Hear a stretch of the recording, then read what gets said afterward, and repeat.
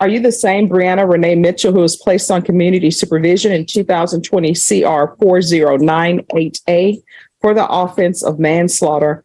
All right. Did you understand by pleading true to violations 1, 1, and 1, the court could find it true, grant the motion, and sentence you up to 10 years in prison and up to a $1,500 fine? Did you understand? Yes, ma'am. Knowing that, do you still wish to plead true to violations 1, 1, and 1? Yes. You're going to have to humble yourself. Right. Court is going to call 2020 CR 4098A, State of Texas versus Brianna Renee Mitchell.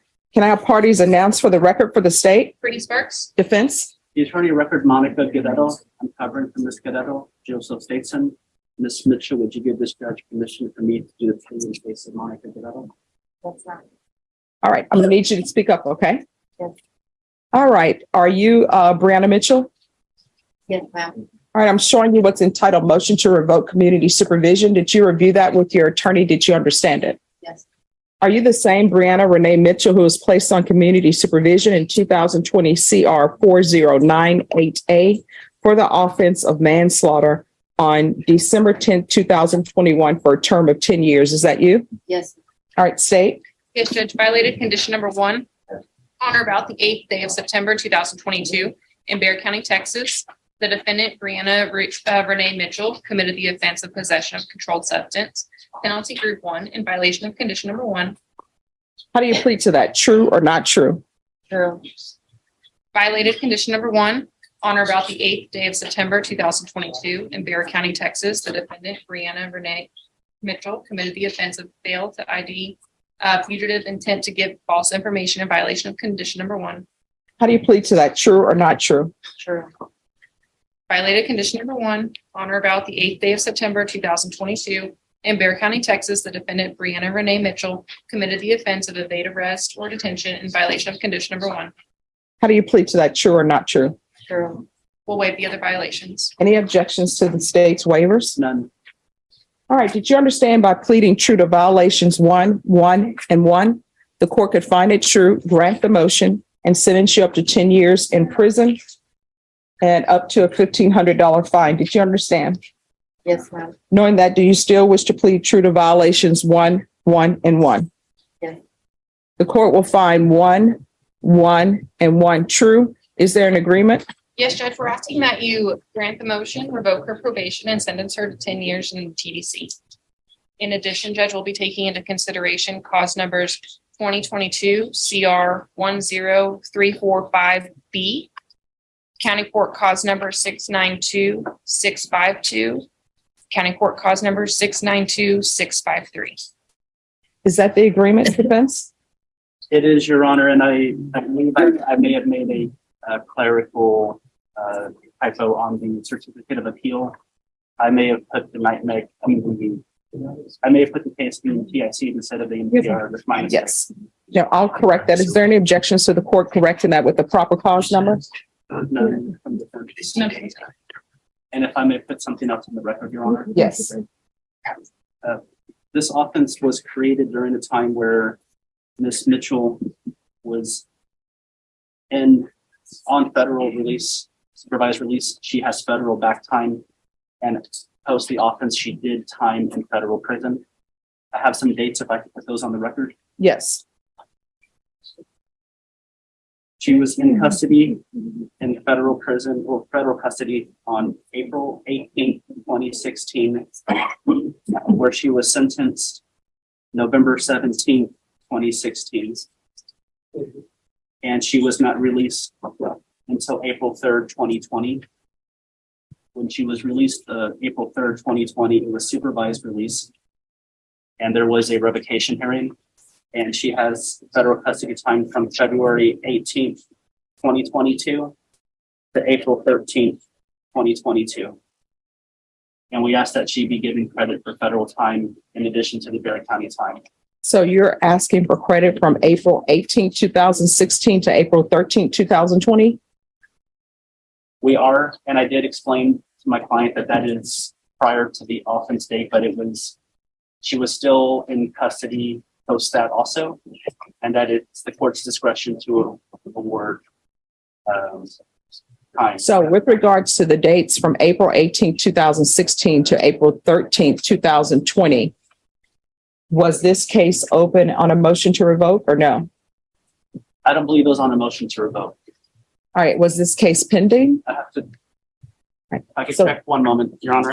Okay, so that's what I want to know about that. But with regards to the February 18th to 2020, I'm sorry, February 18th, 2022 to April 13th, 2022, this was pending, correct? Yes. All right, so she will definitely receive credit for those dates. I just need to check on the April 18th date.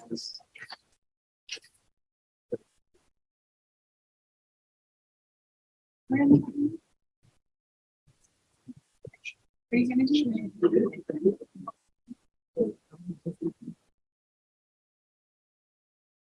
Can you look for that too?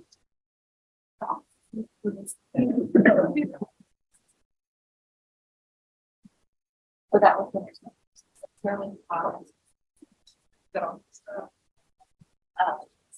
So when this case was on the system, what date was that again? February. Okay. And then she was running patient 12.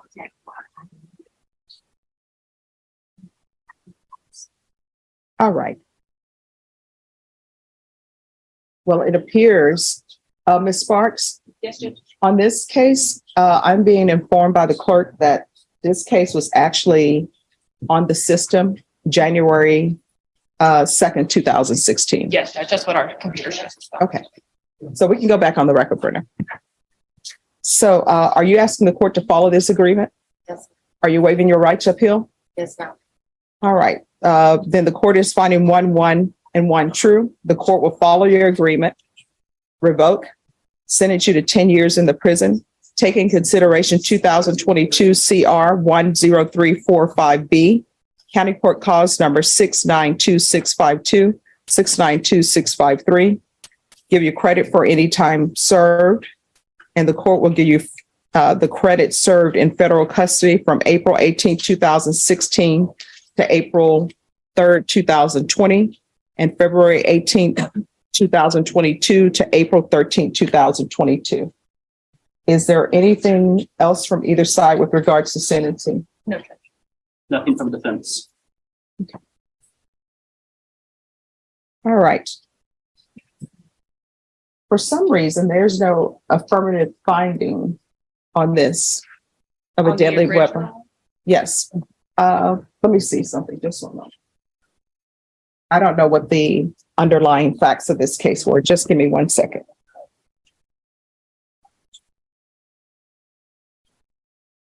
I'm assuming a weapon was involved, be it a vehicle or something else.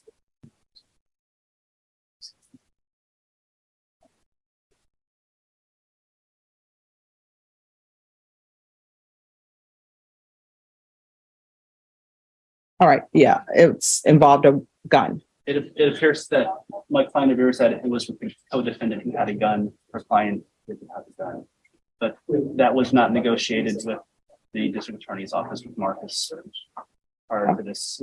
All right, because I mean, according to the, and I know this is before your time, Mr. Statesman, but according to the indictment, it says that Brianna Mitchell did recklessly cause the death of an individual, namely, the complainant by discharging a deadly weapon.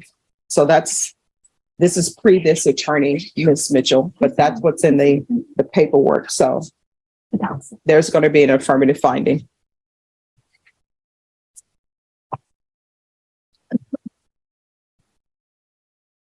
So there's an affirmative finding of a deadly weapon. I'm going to show you what's entitled Trial Court Certification of Defendant's Rights to Appeal. Did you review that with your attorney? Did you understand it? Yes, ma'am. All right, because this is a plea bargain agreement, because I followed your plea bargain agreement, because you waived your right to appeal, you do not have the court's permission to appeal. Do you understand? Yes, ma'am. Because this is a felony conviction, you're not allowed to own or possess any weapons or ammunition. If you have a question over what a weapon or ammunition is, you'll need to speak to an attorney. Do you understand? Yes, ma'am. All right, good luck. We can go off the record. I saw in this case where parenting classes were ordered for you. So here's the thing, someone else is taking care of your children or your child. When you are released from prison, and at some point you will be, do not go up to the house acting as though, here I am, let me put my rules in place and disregard whatever rules have been set for your children. You understand? You're going to have to humble yourself. All right, good luck to you. Thank you, Judge. Thank you. This case will leave you questioning second chances. Welcome back to Trial Breakdown TV, where real courtroom moments reveal the truth behind justice. Today's case, State of Texas versus Breonna Renee Mitchell, is a powerful example of how quickly opportunity can slip away. In December 2021, Mitchell was given a second chance after a manslaughter conviction, placed on 10 years of community supervision instead of prison. But just months later, on September 8, 2022, she was arrested again in Bexar County for possession of a controlled substance, failure to identify as a fugitive with false information, and evading arrest. In court, she pleaded true to every violation, fully aware it could lead to the maximum sentence. Prosecutors highlighted her past, including federal prison time from 2016 to 2020 and additional custody in early 2022, revealing a pattern the court could not ignore, especially since her original manslaughter case involved a firearm with a deadly weapon carrying serious long-term consequences. After reviewing everything, the judge revoked her community supervision and sentenced her to the full 10 years in prison, granting credit for time served, while Mitchell waived her right to appeal, making the decision final. Before closing, the judge addressed her personally, urging her to humble herself and think about her children and future, turning this case into more than just a legal outcome. It became a story of choices, consequences, and a second chance.